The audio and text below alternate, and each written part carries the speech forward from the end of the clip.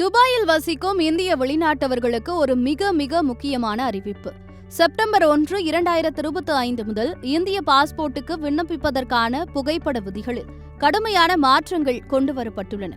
நீங்க புது பாஸ்போர்ட்டுக்கு விண்ணப்பிக்க போறீங்கனாலும் சரி, பழைய பாஸ்போர்ட்டை புதுப்பிக்க போறீங்கனாலும் சரி, இந்த புதிய விதிகளை தெரிஞ்சுக்கலனா உங்க அப்ளிகேஷன் நிராகரிக்கப்பட வாய்ப்பிருக்கு.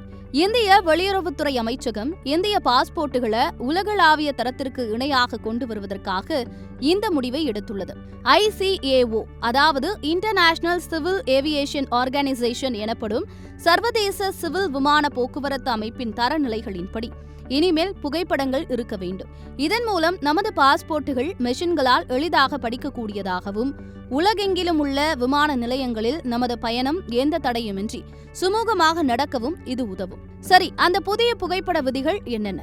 கவனமா கேட்டுக்கோங்க. இனி நீங்க பாஸ்போர்ட்டுக்கு கொடுக்கிற போட்டோ இப்படிதான் இருக்கணும். போட்டோவோட பேக்ரவுண்ட் கட்டாயமாக வெள்ளை நிறத்தில் மட்டும்தான் இருக்கணும். வேற எந்த கலரும் இருக்கக்கூடாது. உங்க முகம் போட்டோவோட 80 முதல் 85% பகுதியை மறைக்கிற மாதிரி ரொம்ப க்ளோஸ் அப்ல இருக்கணும். போட்டோவில எந்த ஃபில்டரும் பயன்படுத்தக்கூடாது. போட்டோவை கம்ப்யூட்டர்ல எடிட் பண்ணவோ மங்கலாகவோ கூடாது. உங்க இயற்கையான தோல் நிறம் அப்படியே தெரியணும். முகத்துல எந்த நிழலும் விடக்கூடாது.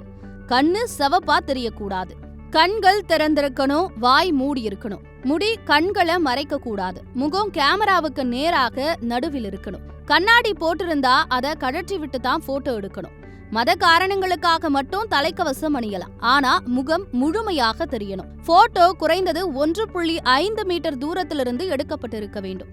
துபாயில் உள்ள இந்திய தூதரகம் விண்ணப்பதாரர்கள் அப்பாயின்மெண்ட் புக் செய்யறதுக்கு முன்னாடி இந்த புதிய விதிகளை ஒரு முறைக்கு இருமுறை சரிபார்த்து அதன்படி புதிய புகைப்படங்களை எடுத்துக்கொள்ளுமாறு அறிவுறுத்தியுள்ளது.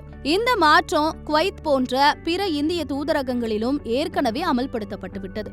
அபுதாபியிலும் விரைவில் அமல்படுத்தப்படும் என்று எதிர்பார்க்கப்படுகிறது.